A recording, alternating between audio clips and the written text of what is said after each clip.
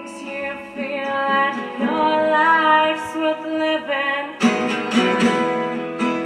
Crash down. So my name is William White. I'm a TikTok star. I'm a model. Well, I'm a free agent, but I'm modeling. And now I started a podcast. I've changed, apparently, a lot of people's lives by just being myself. So here I'm with one of my fans who has an amazing story. It's very deep, but if you listen and pay attention, you'll learn what real life is, what goes on in the real world, not just social media. So I helped this guest, I'm gonna call her guest, and gave her the courage to move forward and help her and her stepdaughter. So we'll let the guest tell her story, and I'll listen. I'm gonna interrupt, but she can start from where she wants to start, the beginning. Okay. Because there's a lot. Okay. But first, I want to say that the only reason that I'm able to sit here and have this conversation with you and tell this story is because of you. And Thanks. everyone will understand that as I tell the story. It went on for a long time. It started back with my stepdaughter when she was 13 and came to live with me. She had been neglected and abused as a child. And by the time she was 13, she ran away. She kept a birthday check with her father's phone number on it. So her biological mom was into like drugs and stuff. Yeah. So that's why. Yes. Social, bringing different guys home all the time in front of her, and anything to keep her out of her hair, so she was neglected and left alone a lot. That's sad. Yeah. So when she came to live with me, I didn't know any of this right away. I learned it over time as her and I got closer, but it seemed right away some of the problems started. It started with boys. Yeah, constantly. Boys are bad. Boys are not good. Well, yeah. Especially at a young age. Yes. When I was reading your story, I wrote a note, and I think it's just like her looking for validation through everything she's been through. And those are the roots. I agree. And it was like some emptiness, some hole that she was trying to fill. And validation. Yeah. She wanted to be loved. Yeah. She wanted to be loved. But she was doing it all for the wrong reasons. It's hard when your parents don't love themselves, and it's hard to love yourself nowadays in general. So but especially for her situation, it's hard. And she was young. Yes, exactly. Yeah. She was very young. This had gone on for a long time. Yeah. Weed was the gateway. Yeah, I believe. Oh, absolutely. Yeah. Right. Started with weed. Yes, absolutely. I can see that. She wasn't much of a drinker. She did occasionally, but definitely weed. Definitely. Fast forward to high school, I got her into an art school. She had a beautiful voice. She was a talented songwriter. And she did get in. She got in when she auditioned. Actually, I have one of her songs that I want to play. Okay.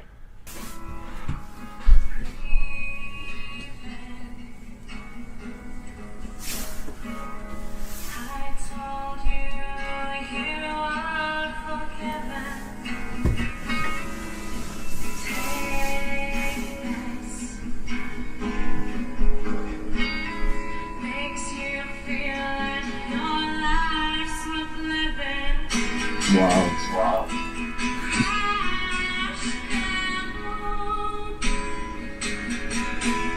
Yeah.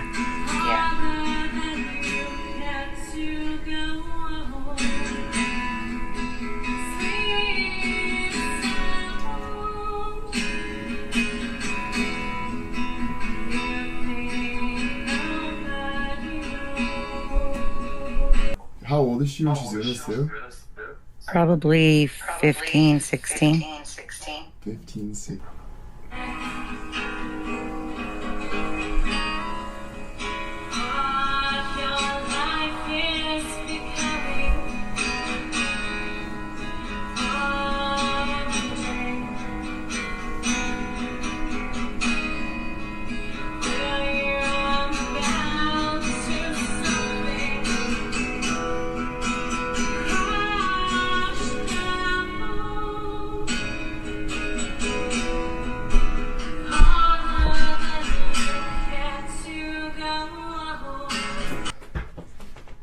That song was amazing. Yeah, it really, 15, 16. yeah, it still makes me emotional hearing it now. Right? Mm-hmm. But it's what she was going through. If you listen to the first Yeah, it was part, hard to fully hear the lyrics. yeah, because it's not a very good recording. That was literally her Recording. playing the song in my living room in front of me and me just recording it. But I heard a bit and it was deep and beautiful. Um, Damn. the first lyrics are breathe in, I told you you are forgiven. Take this, makes you feel like your life's worth living. And so Wow. it's about taking the drugs and yeah, about how people beat themselves up and they didn't deserve it. And she didn't. It was, she was a victim of circumstance at that point. And we all do that. Mm-hmm. But it's like she's in a situation that most people aren't going through, and Right. so it's powerful. Yeah. And the secrets. One of the other lyrics in there is sleep sound. You think nobody knows. Oh wow. So And that will kind Yeah. of relate to the story where we're getting at right. with yeah, Yeah. like the drugs just making you want to hide. Right. know? Right. And and the secrets she had about, maybe things that happened to her as a kid, when she was with her mom or, Yeah. Shame, embarrassment, whatever it is. Yeah. Yeah. Abandonment, like all that. And always told not to talk about things like that. Don't talk about it. Don't talk, Yeah. yeah. I Like, can feel that. yeah. She was accepted to art school Yeah. She was accepted into the school. because you came and you and the dad saved her pretty much and was like, let's help her out. Right.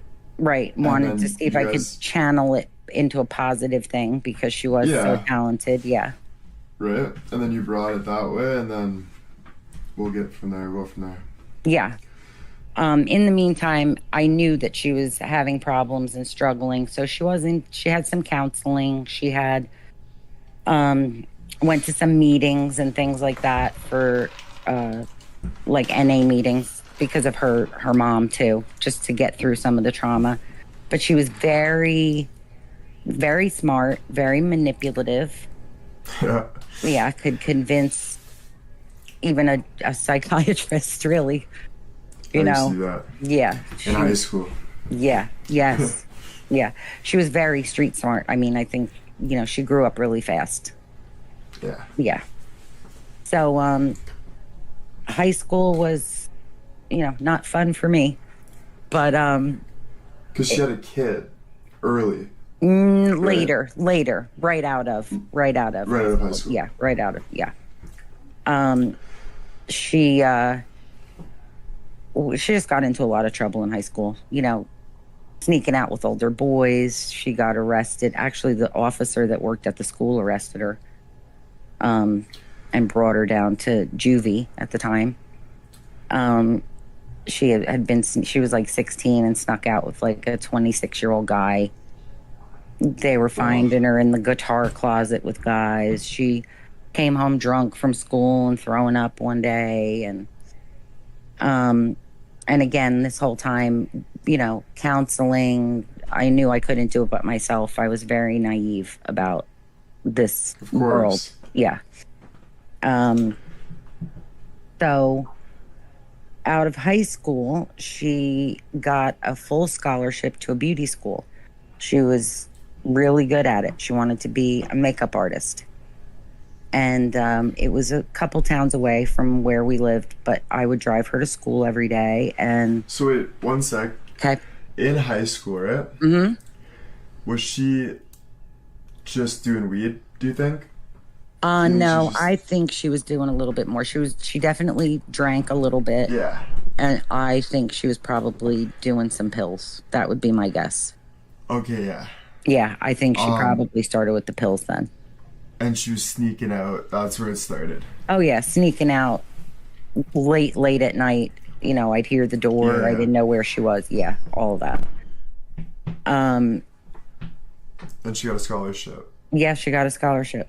So for music. She got a scholarship for beauty school. Beauty school. So makeup and stuff. or Yep, just makeup, hair, fashion? all of it. Yep. Nice. So I was taking her back and forth to school. It was a really good school. She had a beautiful equipment that they all got with the professional hair dryers and all that kind of stuff, and the little rolling bag, and she loved it. But Yeah. I found out much later, probably 6 months later, I was taking her to school, and she was just getting in the car with a girl Yeah. And- So she met this girl at in school. a private school. Well, like good school. At the beauty Art beauty school, she met this beauty girl. school. Yep, So everyone's there for education, trying to do good for their life. right. Right? But- And yep. then, but there's still trouble with that. Everyone wants to escape because life's still hard. Well, Right. there's two. Yeah, they just and sometimes two people, they're kind of just toxic for each other, and they Yeah. yeah. I had a buddy like that. Yeah, and Right. she couldn't say no, and the other girl had money. Yeah. She was like a trust fund baby, and Yeah. so they would just go out and party. Who wants to go to school? But that was when I was positive that the pills started. That's when I knew for sure. Yeah, she was doing oxy at that Oxy. point. Yeah. Which is bad. Yes. Like right now. Yeah. It's getting pretty bad. Yeah. So it was bad.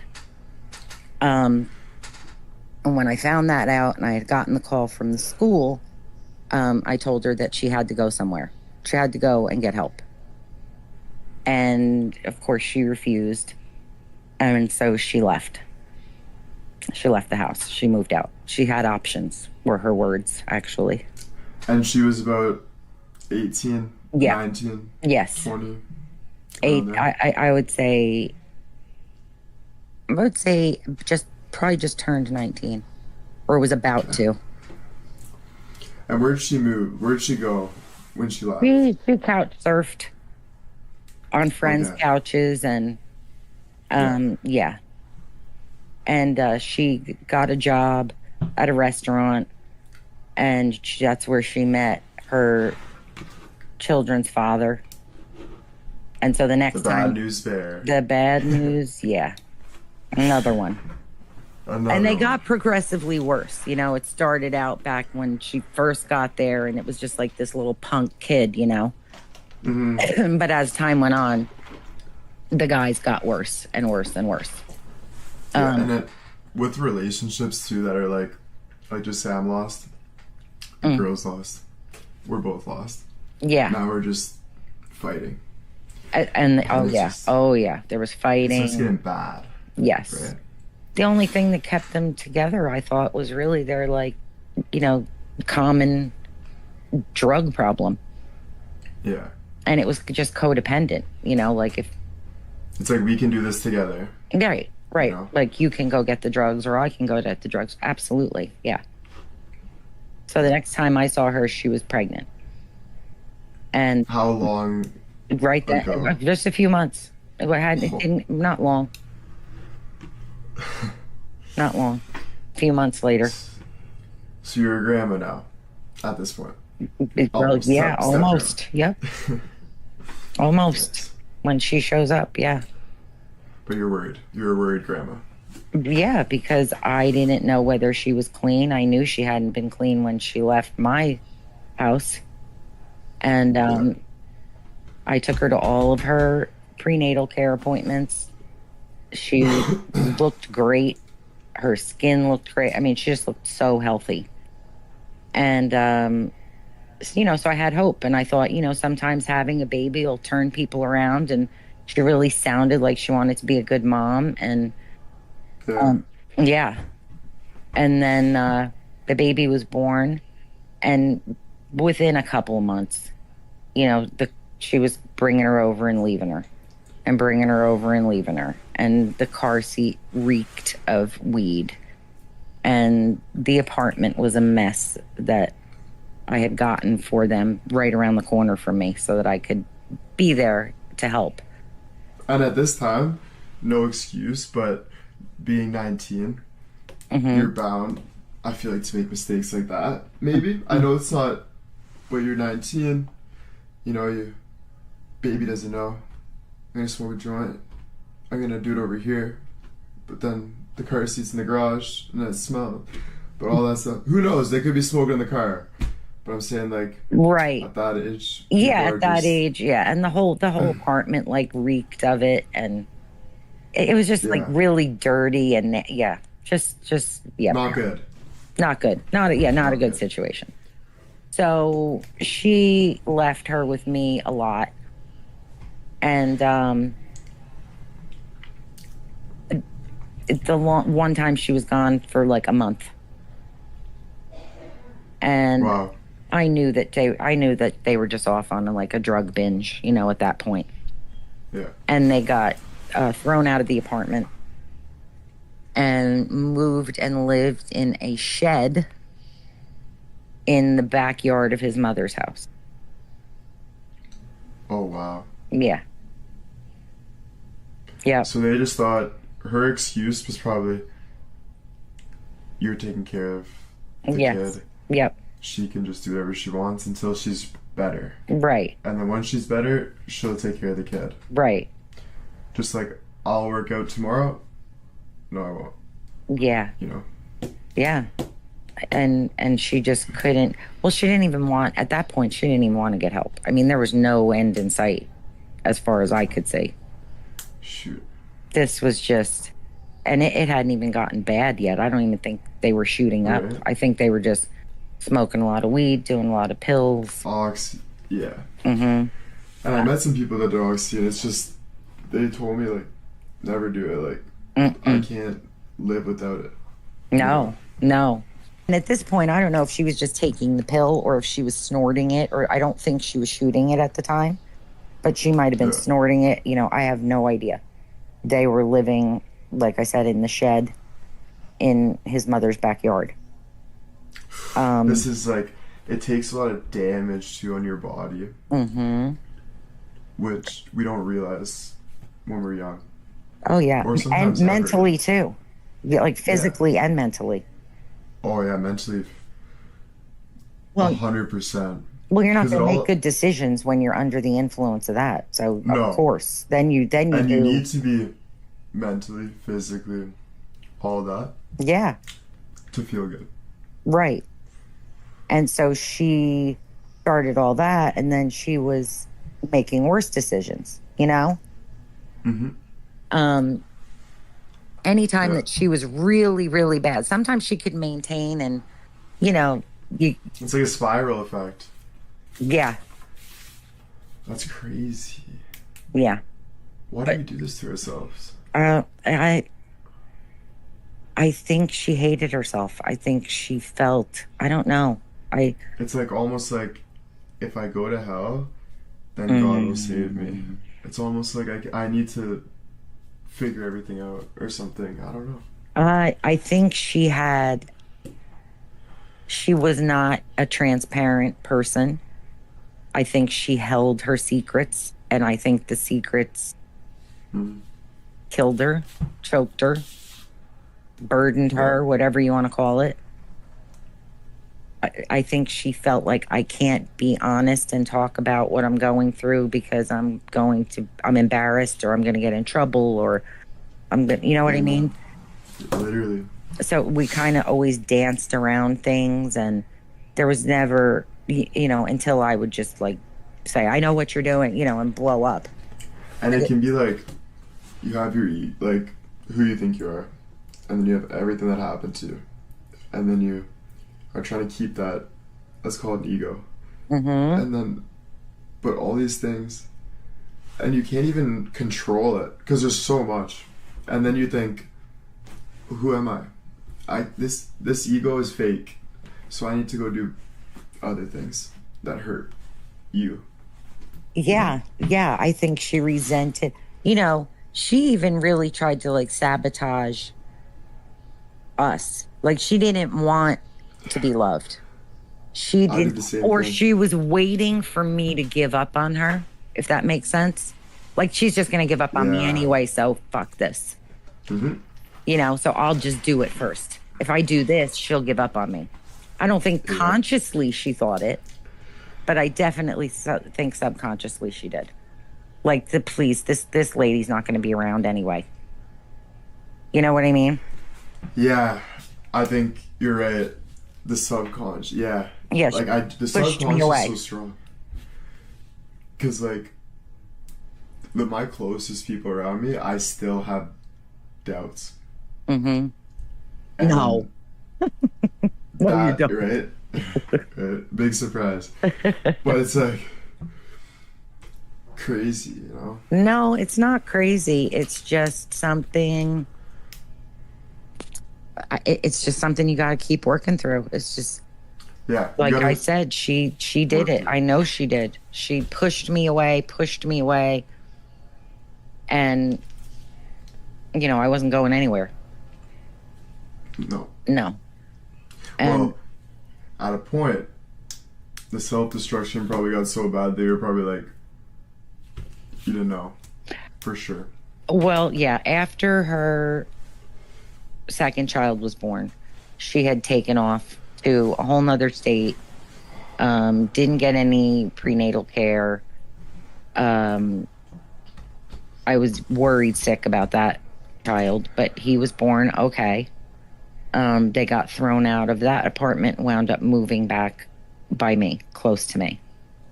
But that little few months that they were gone, I think that's when the really bad stuff happened. I think that may be when the shooting up started, or the snorting. The addiction was total addiction at that point. How old? 21? 22, 22. 22, 23. Yeah. Because there were a few years in between the kids. I can see that because around my age is when it starts to get into like, you could start doing drugs because you start getting, I'm out of high school. I got nothing to do. I might as well, I'm a loner. Might as well drink myself to sleep. For a week only. But then 2 weeks, 3 weeks works. Yeah, because something chemically, some people can do that. Some people can drink and every weekend and go out and party and walk away from it.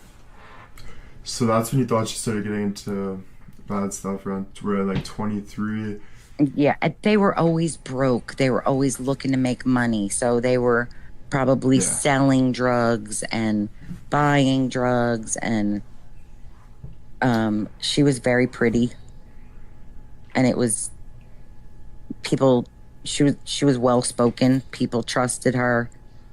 I think her children's father even, used that to his advantage to send her out to go, ask the guy if they could get some drugs and they'd pay them back. And then he would go to like a construction site and steal lumber and return it to Home Depot to get money to Oh, pay the drug so dealer. Just crazy. Yeah, just for drugs too. just for drug. If they worked harder, it's insane. Yeah, If right? they worked that hard to do something, Right? yes, it was insane.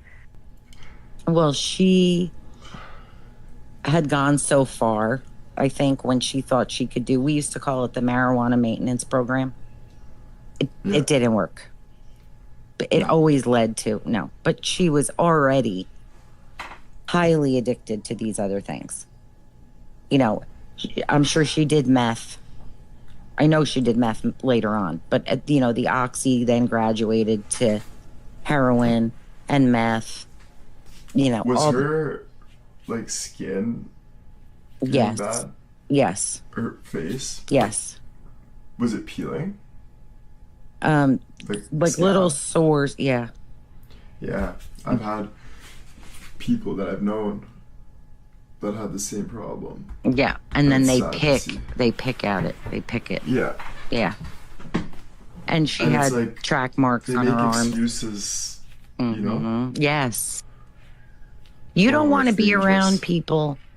It's like, just take me as a stupid example. I don't want to be around people that are going to chirp me all the time about smoking. I want to be around people that smoke too. So Yeah. when you're on drugs True. and you don't want somebody asking you, why do you have scabs on your face? Why do because Yeah. you shouldn't be doing it. No. And they get very defensive. It was all out of concern. She also had she would wear tons of makeup to try and cover. But you could still tell. You could still tell. It wasn't even just the sores on her face. It was just No. everything. It's your like soul. Yes, yes. Empty.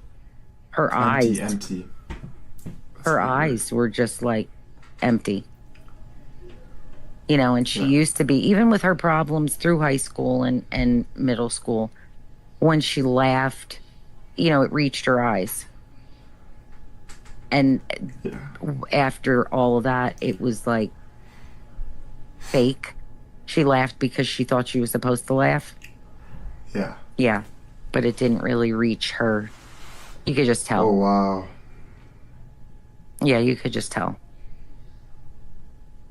So whenever she was really badly in her addiction, she avoided me like the plague, like what we were just talking about.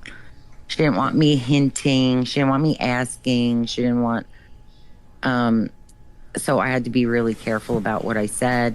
I didn't want her to keep the kids away and maybe put them in danger because they get very vindictive and they get, spiteful.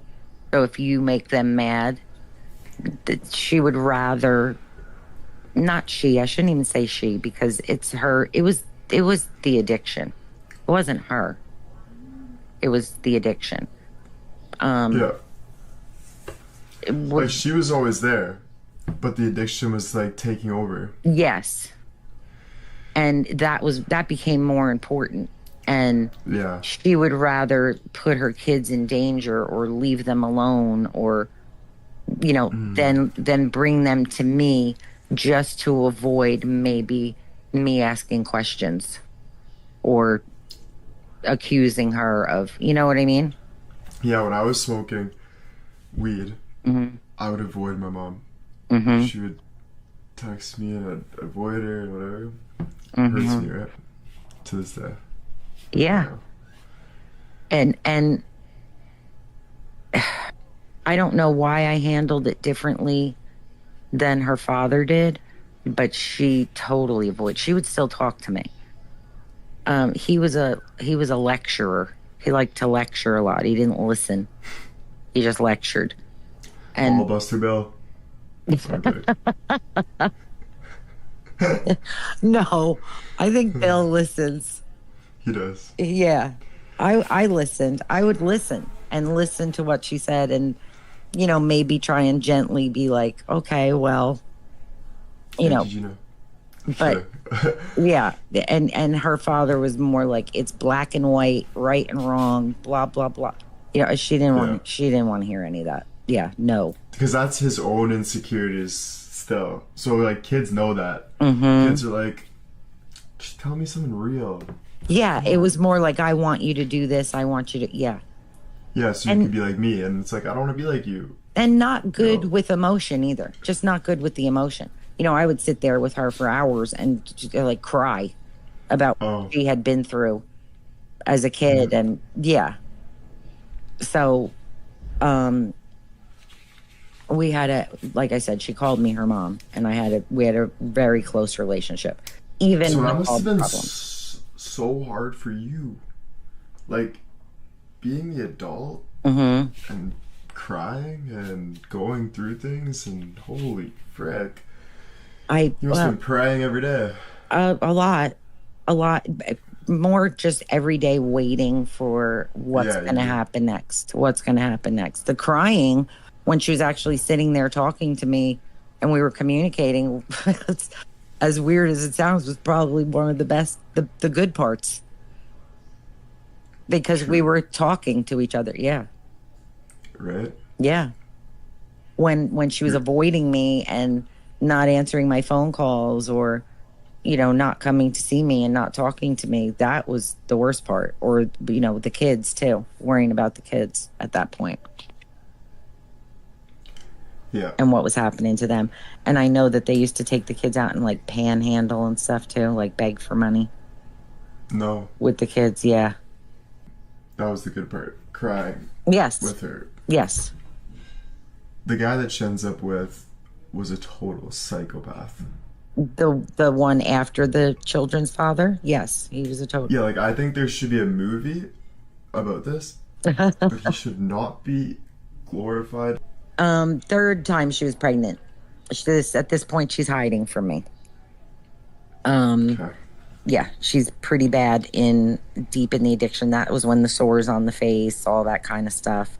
So wait, why do you think she was getting pregnant? I guess, like, I was thinking about this. Like, she knows she's going through rough. She has this guy.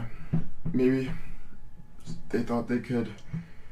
Well, this start is a the same family. guy this is the same guy she had the first two with. Yeah. At this point, yeah.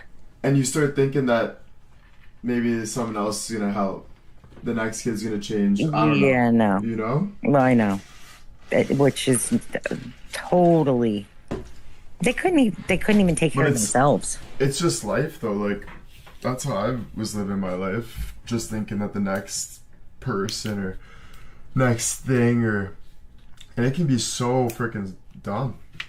Yeah. But it's like, It's, you know what, You know? she's talked about since later on, you know, she said impulse control. You want it so bad, or you want that temporary high, and you worry about the consequences later. So she didn't have any impulse control. She just didn't. Over anything, drugs, guys, yeah, all of it. Continued to make bad decision after bad decision after bad decision. ooh, impulse control. That's a learning lesson for me, too. Okay, good. I'll post a bad picture because I said my ego or whatever says you can post whatever you want, instead of taking a little more time and looking at it, you know, being a little more respectful about it. I'm Right. just trying to say, I know myself, exactly who I am, blah, blah, blah. Well, yeah, but it was for her. It was like, again, still filling the hole. You know, maybe another baby will fill the hole. Maybe it'll fix my relationship. Maybe, and you don't think about it. It was just no thought, just impulse, total impulse. And so I didn't know about this one. She wouldn't come to the door. She wouldn't come outside. There was always some really weird, lame excuse, like, oh, she's not feeling good. So he would bring the kids out, and I finally called the police and did a wellness check on her. Because I knew something. I didn't even know if he was lying. He had her, you know, tied up in a closet somewhere. You are such a bad person for calling the cops on your... I'm just joking. I know. I am. Good move. Seriously. I just wanted to. I wanted to know. I wanted to know she was alive. I wanted, Yeah, And of so the course. cop called me after he did the wellness check. He called, and he's actually the one that told me she was pregnant because that's how far along she was, and he could visibly see that she was pregnant, and I had no idea. So that was embarrassing and hurtful. Like, kind of put me in my place. This poor cop probably thought, "Geez, how could you not know that?" But I didn't. He didn't know the history and all that was going on. Yep. Yeah. So that baby was born addicted to OxyContin and had to stay in the hospital for 3 months after he was born. The hospital notified social services about the 2 other children. They had to legally because this baby was born addicted. So they came and tried to take the other 2 kids. But she lied and said, well, we're not married. We're not together. He has the kids. I'm not around them. And so they didn't take them. They didn't take the kids. But they immediately, as soon as she got out of the hospital, took off to another town and were staying in this hideous motel. Okay. With the 2 kids. The other kid she left in the hospital and gave him away to somebody. Okay. So there's 4 kids or 3? 3. 4. 3. 3. Okay. Third kid. This motel is where it gets crazy. Yeah. Yes. I think we should warn the beavers. Yeah. But it gets pretty crazy. Yeah, this was crazy. So they're in the motel. Kids are in the motel. Watching the kids are in the motel. They'd stick them in front of the TV. She, I think, probably began prostituting herself then to make money. Yeah, I think so. Because this guy was probably influencing that a little bit. Yeah, well, at that point, I think they were so both deep into it. They were both. True. They were definitely shooting up at this point, both of them. So, we need money. Now. So he didn't. What's the quickest? He didn't care. Yeah, exactly. Right? 1 hour. Mm-hmm. And then you get your money, but you sell your soul. Right. In that way. Right. Not that you can't get it back. Right? Yeah, and then he would go steal. He was stealing, and it was actually him stealing from a convenience store or by the motel that sent the police over to the motel. They found the kids in the room by themselves. There were knives out. There were needles. And then that's when social services took the kids. Yeah. And it's sad that they didn't take the kids back when they were still at the hospital after she had the 3rd baby, because I know that span of time in that motel really messed with the kids' heads. At least the kids didn't get a hold of those needles or anything, eh? Well, I know. At least they're good. Right? Yeah. Yeah. And it's so sad because I was going to say, you're 24. You want to rob something? You might as well rob a bank. Why are you robbing a convenience store? You might as well go all out. They couldn't. They're not even thinking like that. Yeah. Exactly. They're not even thinking of. No. They're just thinking of surviving. Yeah, $10, petty, anything. Right? Yes, there was no brain activity involved. There was no. But it's the drugs. It was the drugs, and they were always under the influence of drugs. So how are you supposed to think straight? Right, and especially, how do you have the balls to go to a job and work when you're addicted to drugs? Oh yeah, no. Right? They couldn't even work. I don't even think they could have worked. No, You're nodding off on heroin all the time. Yeah. Yeah. Oh. Because he did back in the beginning. He did work. They were just functioning the whole time. Yeah, well, at this point, stealing. Yeah, at this point, I think the functioning was they were not functioning. Yeah. They were, at this point, but she got so sick. You know, they were there party, party, party. Especially once the kids were gone. Maybe the kids held them a little bit accountable. They had a little bit of responsibility, even though they were far from good parents. Once the kids were gone, it was no holds barred. They could do whatever they wanted. Yeah. And she, it was February, and she passed out, went unconscious on the floor of the motel, and he had somebody else call 911 because he didn't want to get caught. You know what I mean? Oh, Yeah. But that's what they do. Really? Yeah, that's what they do. A lot of them do. So she was brought to a hospital. But they'll tell you that they'll die for you, but they won't. Oh, of course they will. Yeah, they'll tell you that. Right? Yeah, sure.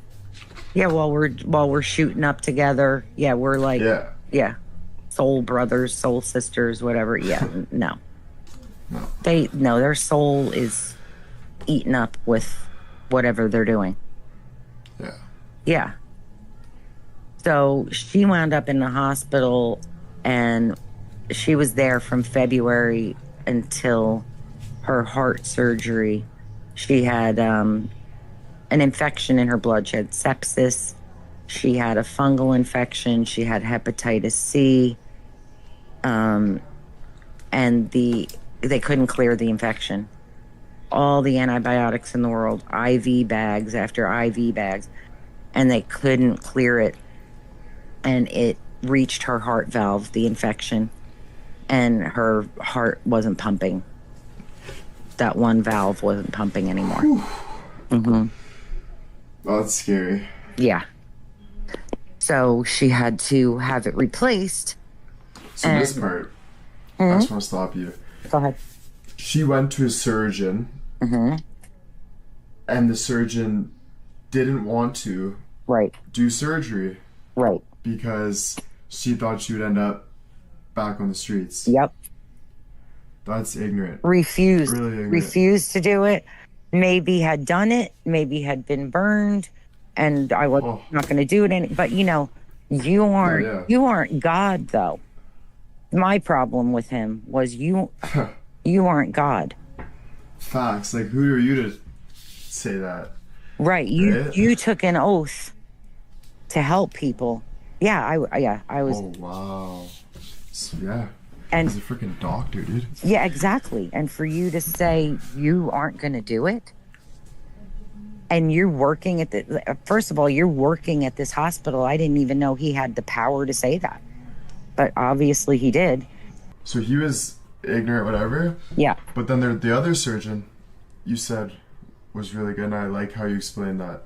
So can you? Yes, so the social workers helped me at the hospital, helped me find another surgeon, much younger guy who had a brother that happened to be a drug addict at one point. I don't know if he was still an active drug user, but he took pity and he wound up doing the surgery.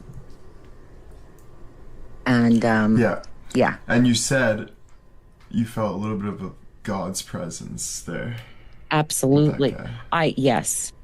That's and cool. I also was thinking this whole time that this is it. She's done, right? She's got to be done. It's like she just had her whole chest cracked open in her 20s. True. You're thinking the worst. Well, you're thinking she's going to be sober now, right? Like, this has got to be it. This is the wake-up call. This is rock bottom. Yeah. You know, that's what they tell you. Rock bottom. Everybody has a different bottom. You know? That's what they would say. And so I thought, this is it. This is it. We're going to start over. We're on our way up. So she had the surgery went well, right? Surgery went well. Okay, good. She was probably stayed in the hospital for maybe another 2 weeks after the surgery. That was in May. She had her surgery. Came home with me. she needed a caretaker. She couldn't even walk up the steps at that point. Wow. Yeah, you can't even. Oh, it was horrible. When she came out, every she had a tube, she had an IV in every part of her body. It was like she just looked like a cyborg. You know what I mean? Like she didn't even look like Wow. a human being. Plus they had the tube down her throat. The breathing. And how old is she? 26? Yeah, I think about 26. Yeah. That's too young. Yeah. Yeah. And I mean, thank God she was young because that's probably the only reason her body was able to handle all the stuff that she was doing to it. True. So Yeah. they give you this pillow after you have heart surgery. It's a heart-shaped pillow, but it's like weighted, it's heavy. And you're supposed to hold it over your sternum where they crack your chest open in the middle. Yeah. If you have to cough, if you have to sneeze, it's like horrendously painful. So she would have to walk and hold this pillow all the time. Any little, even like your feet hitting the floor that would jar your chest at all, you have to hold this pillow. And she had to weigh herself every morning to make sure she wasn't retaining fluid, make sure the heart valve was working right, was pumping correctly. And she had to go back to the hospital every week to have blood work done. And she went back one time and they called a few hours later and said she had to go back in because the fungal infection was back. That's how bad these infections were. They thought it was gone and it came back. Oh, man. And she probably didn't even know what she was getting Yeah. She didn't know all this was going to happen. No. But at that point, her arms were, scarred up and she had like an abscess on her arm, which is probably from, she had a big, that big balloon looking thing on your arm. Yeah. Yeah. So she was in the hospital for another couple weeks after that. And when she came back home, she was feeling good as far as the heart surgery went. Her chest was feeling better. She said she wanted to start going to meetings. And I thought, okay, she's going to try.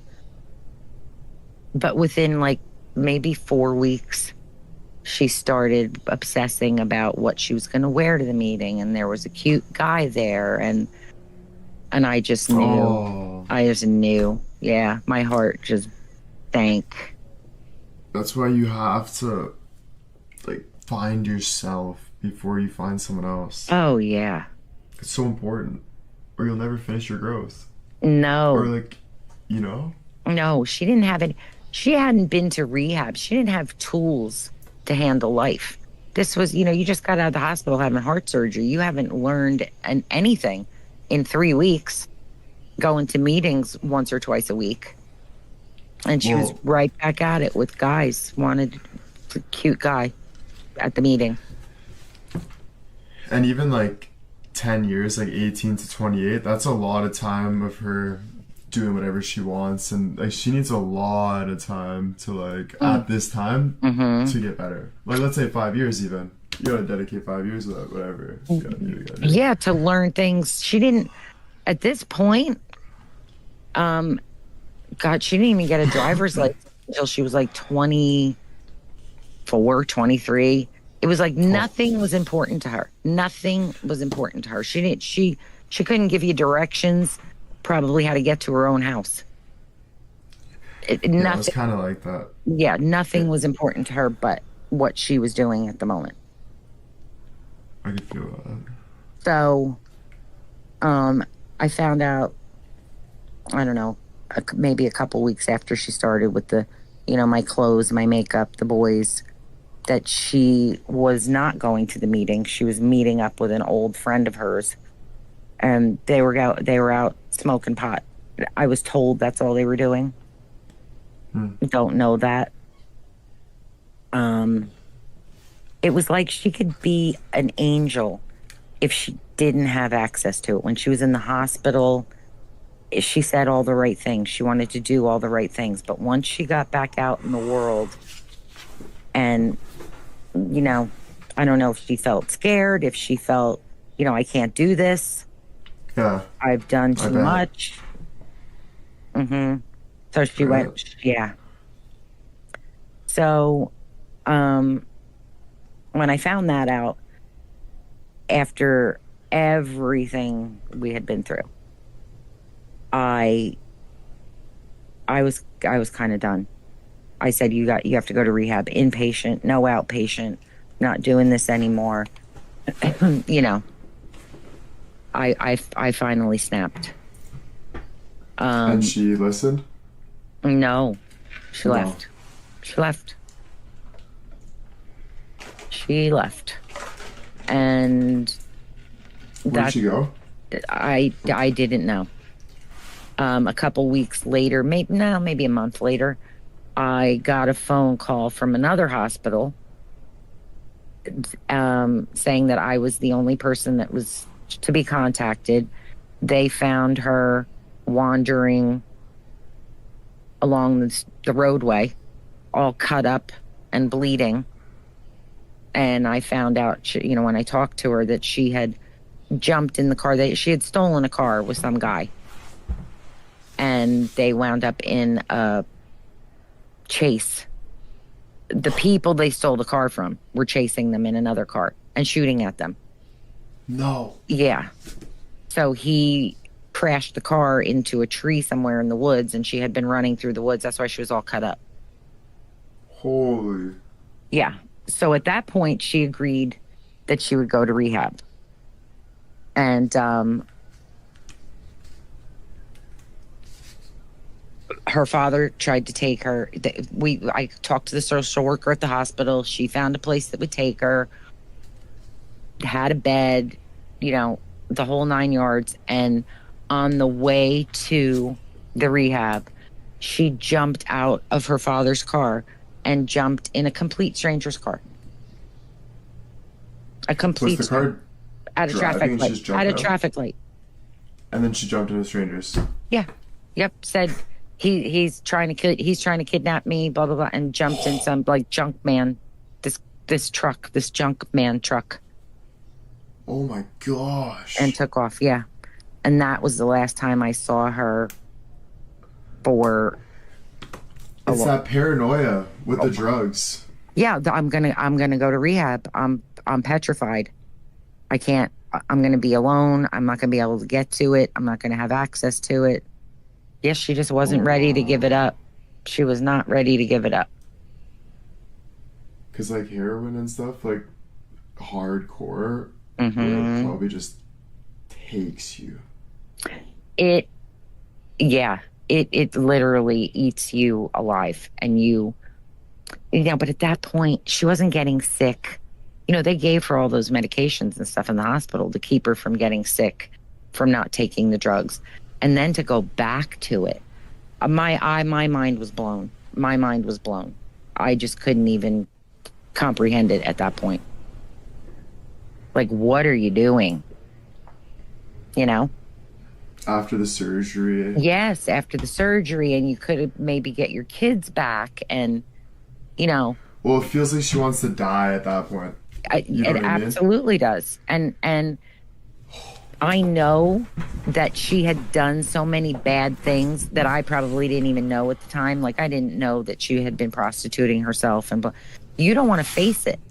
You're in a hole so deep, you look up and you can't even see how you're going to climb out of it. How am I going to live with myself? Yeah. How am I going to, yeah. And that's why they say one step at a time. Yes, exactly. Exactly. Because it's even in my grind, it's you don't know what's going to happen. You don't know what tomorrow holds. So it's one step at a time. You can't worry, You can't fix it. First of all, you can't fix it. You did it. It's done. Exactly. You just can do what you can do now. Facts. And use it as motivation. Right? Yeah. But but she didn't have that yet.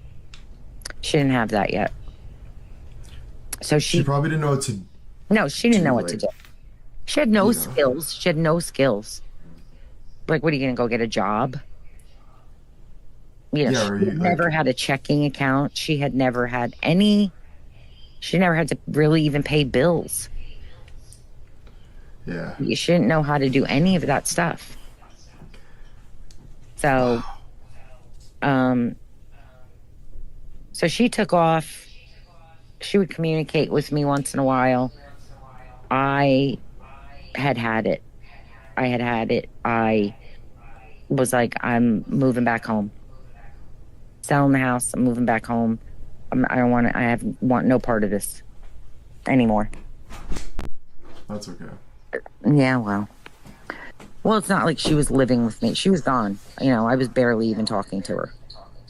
But so I moved back home, and in the meantime, I was trying to help her grandmother who had the kids get them enrolled in school and all of this kind of stuff. And we needed, you know, information or a letter signed for permission because there was no legal custody at the time. They were just staying there.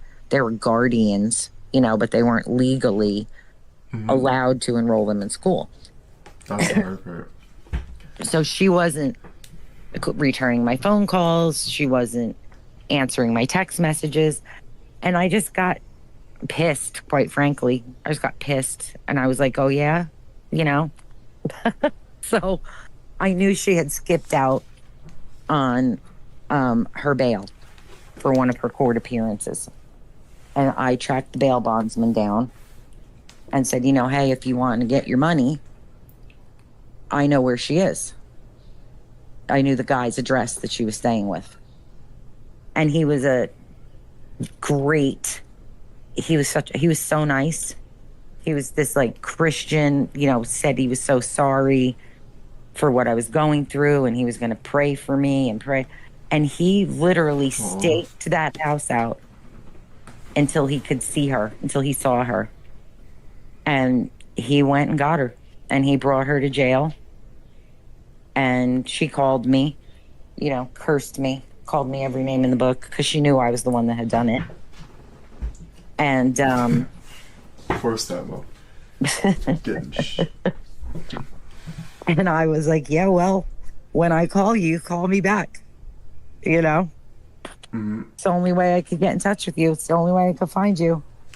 That guy's a beauty. Oh, he was amazing. He was so nice. And he called me as soon as he had her in and they had booked her. He like, you know, kept me up to date. He was great. So when she was waiting to go to court, I quick wrote this huge letter to the judge and just told her everything.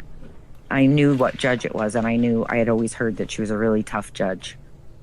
And so I wrote this big, long letter. I told her everything from, you know, high school on. The kids, the drugs, the arrests, the everything.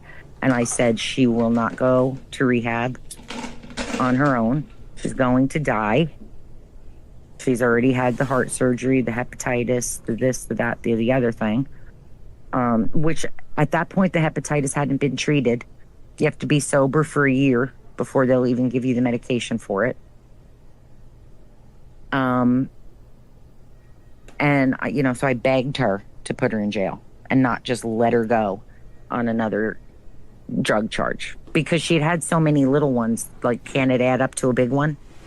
Yeah. You know, and she did. She sentenced her to 11 months and 29 days. But she only had to serve about 3 months of that. So that sucked. Why did she do that? Serve 3 months. Just the system. Yeah, they always do that. Mm-hmm. Rehab's easy to run away. She's, you know, Well, that's why jail's good. She had no act. Again, she could be great. The woman who did the rehab in the jail wrote her this glowing letter. Yeah. That's you told me that yesterday. Yeah, like she was great. Wrote her this big glowing letter. And so I believed it. And she called me and said, please let me come there. Let me get out of here, this state, this town. all the triggers, all my friends, all let me come stay with you, enroll me someplace before I even come in an outpatient. I'll go. I promise, I swear. So I said, okay. So I got her. Yeah. Uh-huh. I drove her 3 nights a week to this outpatient place. She seemed to be doing good until she met a guy. They started dating. I just knew she wasn't taking it seriously anymore. And then COVID hit, where they shut it down and everything went virtual. And is that where you lost her? Yeah. That's where I Because lost. now everything's locked. The world's messed. Mm-hmm. Yeah, that's where I lost her. She didn't have to go to the meetings. She could do it virtually. She stopped doing that. She was online, hooking, finding guys from different states all over the place, meeting up with, just to get drugs or whatever. Mm-hmm. Yeah. And this guy that she met is the bad guy. Well, she got up again. She avoided me when she started doing horrible, when she knew she was going to go right back down that road. She had somehow gotten enough money. So I assume she was prostituting herself through some of these apps that she was on. And got a bus ticket out back to her old haunts. And that's where she met him. Okay. That's where she met him. So her old, is that in, I mean, I would not say this, but was that where she was mainly from? Well, that's where she had been with me most of the time. Where she was, what is That's that where her, she was with you? yeah, that was where Yeah. she was with me before I moved. Okay, Yes. So it was the second place she moved. Like she was with her mom somewhere else, and then she moved with you. Yes. Right? Yes. Okay. Right.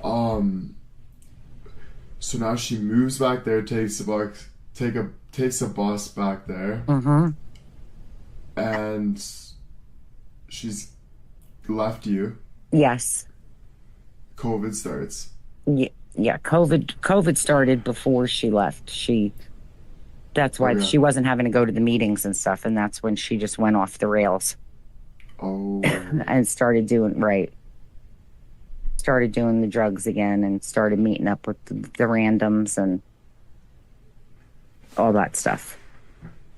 But somehow she got up enough money for a bus ticket to get out of here and go back. So that's what she did. And at that point, I was devastated, beat down, Mm-hmm. tried everything, waiting for her to die, basically. And she would communicate with me for the first couple of months, only through like Facebook Messenger. She didn't even have a phone. She couldn't, she didn't work. She was probably going from guy to guy to guy. Would she message you like nice messages or just kind of? Yeah, she would say, I miss you. I miss you. I miss you. I love you. I wish I'd never left. That kind of stuff. And then I would message her back and that would be it. Like she wouldn't message me back after that. Until like another couple weeks maybe. But then the communication stopped pretty much altogether. And I also was checking her Facebook profile and seeing that she hadn't been on and hadn't posted in a really, really long time. So she was pretty much gone at that point. I didn't know where she was. I didn't know anything anymore. Mm-hmm. So she was missing. She was a missing person at that point. And you're scared at this point. Yeah. Because you don't even know if she's alive. Mm-hmm. She could be gone at this point. Yes. And And you're just waiting.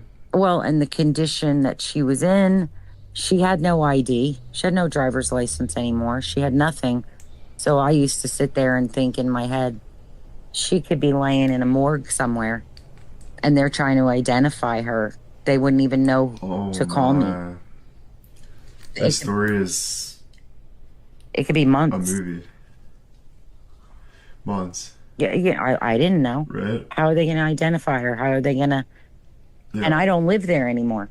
So if they put it up on the news, like, can you identify this tattoo, from this person? Man. I don't even know that I would have seen it because that probably would have been on a local news thing. That's deep. So everybody at that point had pretty much given up on her. They were just maybe more concentrated on the kids. Like maybe, couldn't save her. Yeah. Maybe we can save the kids.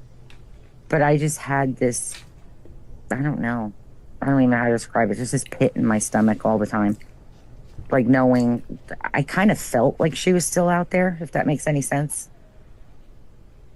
I kind of felt like she wasn't dead.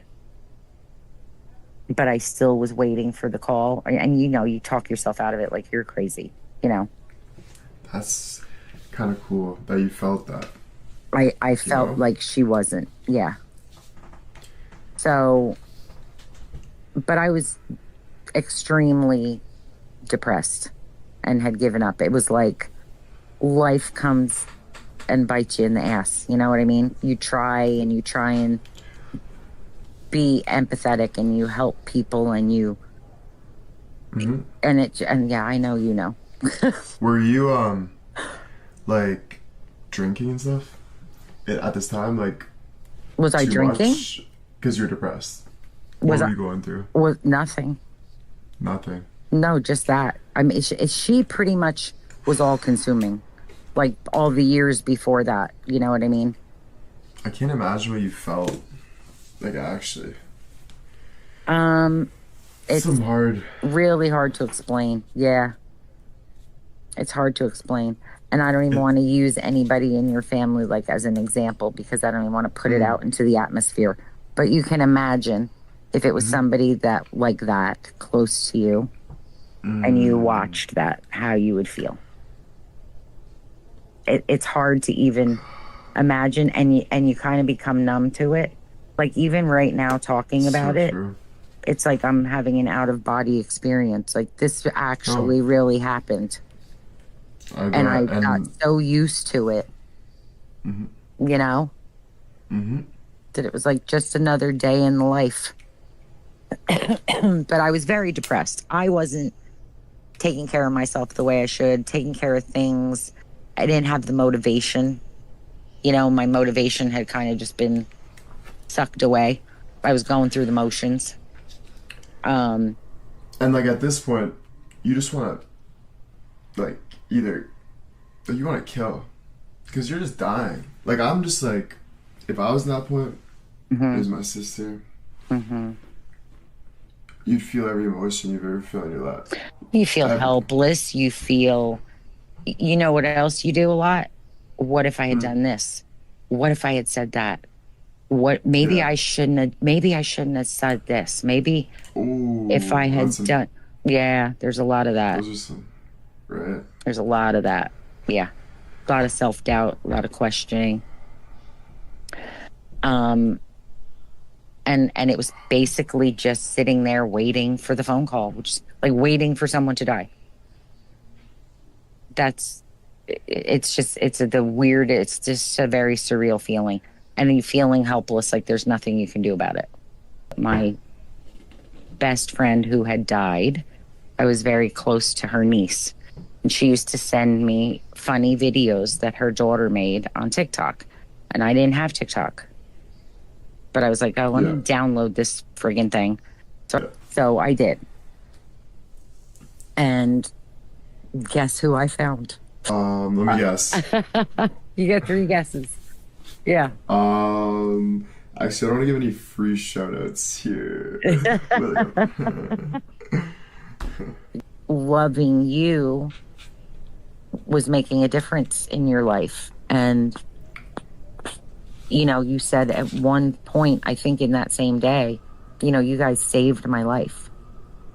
And at that Yeah, moment in time, it was like you showed me what the power of love can do. exactly. That's a big one. The power of love. Well, you said love, and I agree. Hmm. Because I think that's what I always push for. Like, I'm a fighter, but it's Hmm. only because I'm a lover, you Hmm. know? Yes, you feel everything deep from back in the beginning, the whole time I was going through this, because there were days, and you know, when I tell what I'm going to tell, that I just said no, I can't do this, and you would come on and you would say something about insecurities and how it hurt you to see people that you love that were insecure, or you know, I can't even tell you. There's so many different levels. You know, hate gets you nowhere. These are just some of the things that are popping into my head off the top of my head that you would say. Mm-hmm. Um, and yeah, like tell the people that you love them every day.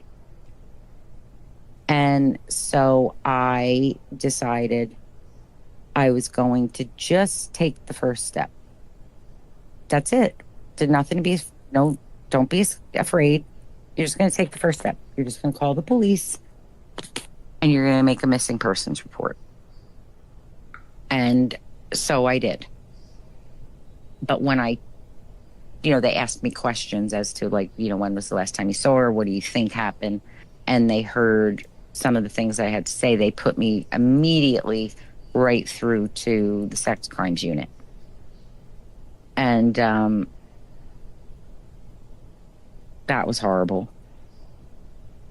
Um, but I was talking to one of the detectives there, and while I was talking to him, he was scrolling through all of the personal ads, you know, the ones on the back page that are illegal. And he said, you know, I'm never going to find her. There's so many, but I'm just looking while you're talking, and I'm writing all of these things down, you know, her description, this, that, the other. And as he's talking to me, he stopped. There's just like dead silence. Like, I'm like, hello? Like, I thought I lost him. And he was like, I found her. I found her. And Wow. that was like such a God moment too. It was just like, he was shocked. He couldn't believe it. Holy.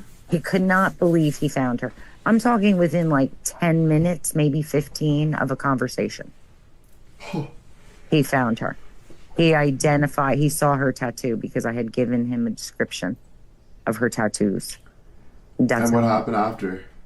okay. So after that, they were supposed to be, you know, finding her. They were going to try and get in touch with the, you know, the personal ad number that was in the ad, and get a date with her and try and get her.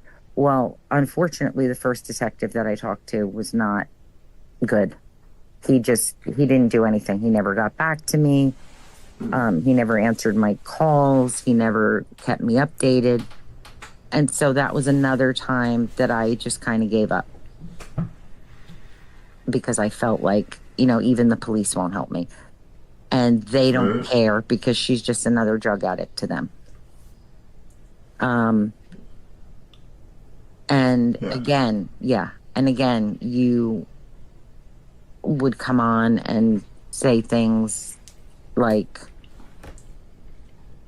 I know this is a good thing and I'm not going to let anybody else tell me otherwise. And, you know, things like that. You just kept pushing and kept pushing. And so that's when I really went crazy. And I decided I'm going to find her myself. Crazy. I'm going to find her myself. Right? So you went undercover. Yeah. So I started going through her friends list on Facebook. Yep. And I started DMing all of the people. And a lot of them, you know, they live in the shadows. They don't want to, they're not going to narc on somebody. Exactly. Yeah. Right. So these are sketchy people, guys, that our guest is reaching out to and pretty much trying to find her daughter, but also trying to be not sus, which Right. is tough. Very, because yeah. Oh, Sus in their the mom's looking world, for, oh, everybody be right? quiet. Yeah. Yeah. Yeah. Um, so that went on for a couple weeks, and I stumbled across one girl who happened to be sober for almost a year at that point. And she is the one that she put word out. They would trust her more than they would trust me. And she put the word out looking for her, even all over her own Facebook page. Has anybody seen? And she found out for me that she was with this sex trafficker guy. And she was an ex drug addict. Yes. And she's helping you out now. Yes. That's sick. Yes. Oh, yeah. Beautiful. Oh, yes. Helped me out a ton. We'd be up until 2 and 3 o'clock in the morning because that's when they come to life. That's when they communicate. They kind of live opposite lives. Yeah. Yeah. Yeah, she was great. So she found his name, and I probably sat with that name for a few days, maybe even a week, because then I got really scared. I was really scared, but I finally reached out to him. What'd you say? I said, I believe that my daughter's with you. I haven't seen her in months and months. I just want to know that she's okay. Wow. The amount of vulnerability you're throwing out in that message is hard to do that It to such an was. ass. It was. Or a guy like that. Yeah, I didn't know anything about him except from what I had heard from this girl. But you had to play the game. You had no choice. No, I had no choice. Right? I had no choice. And I reached out, and he probably got back to me within a day. And it was, oh, she's doing so good. You'd be so proud of her. She talks about you all the time. I'll have her call you. It was always this, if she's getting her hair done, or she's just not. a lie. Oh, totally lying. And I caught on pretty quickly. The first time he said, I'll have her call. Stupid me. I actually thought he was going to have her call me. But he did not. And so I thought, okay, he's playing a game with me. He's definitely playing a game with me.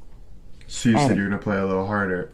Yeah. So I just said, well, I understand, but I really am missing her and worried, And if she doesn't want to talk to me, like I played up that she was mad at me thing.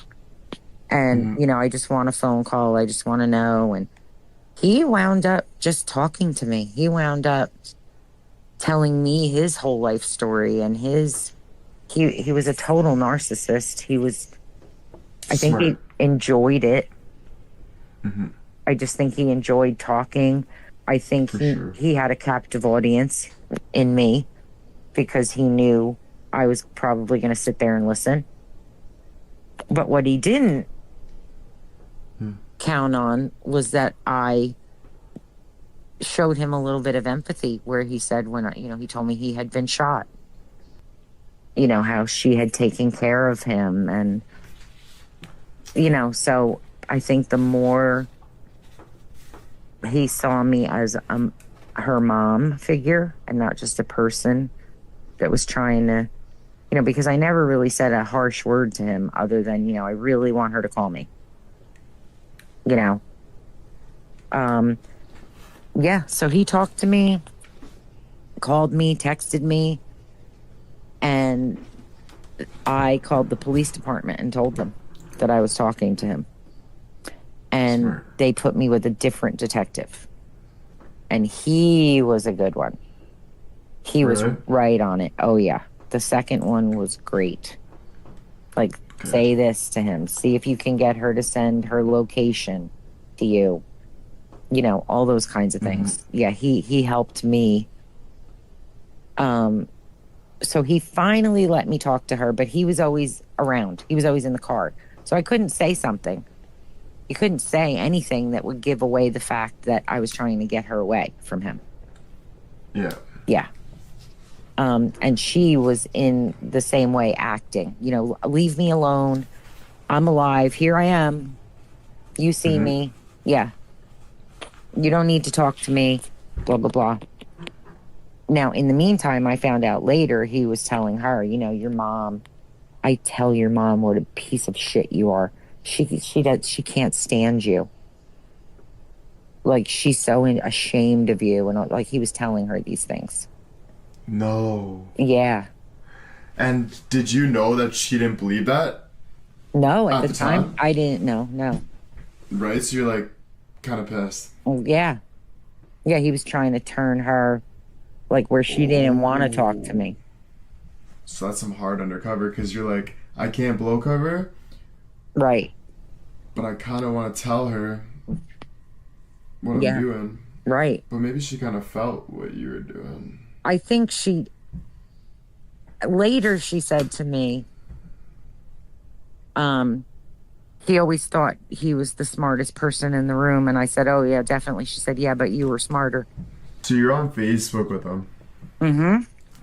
Messaging him, calling her. Calling, yes. And he finally let me her one time. It was like he trusted me enough. After all the phone calls where he was right in the room. Oh. He finally let me talk to her. They were in a car. And he was going in to book a room in a motel. You know, they moved around all the time. And he left her in the car. He left her in the car on the phone with me. Nice. So he was gone for just a few minutes. See, criminals always slip. Yep. Because they're not strong enough. He trusted me, or he thought I was afraid enough, or she was afraid enough, one or the other. And as soon as he got out of the car, her whole demeanor changed. You know, she stopped trying to be like a badass. And she was like, he left the car. He left the car. Oh. And I said, we got to get you away from him. We've got to get you out of there. And she said, he never lets me have a phone unless he sends me out on a date. That's the only time that I can have a phone. And I said, okay, so the next time you're out, send me your location from the phone. And I can call the police or I can call the human trafficking organization and somebody will come get you. Like, they're on call 24/7. And she was like, oh my God, thank God you called. And I said, did you think that I gave up on you? And she said, no. And that just broke me. I bet. That just broke me. But did she say it kind of quiet? She was crying. Oh. She started to cry. And she said no. And then I started to cry. And that was like a huge moment. Like, I'll never forget that, ever. Like, she really did not think that I would ever give up on her. This isn't the end, though. No, this isn't the end.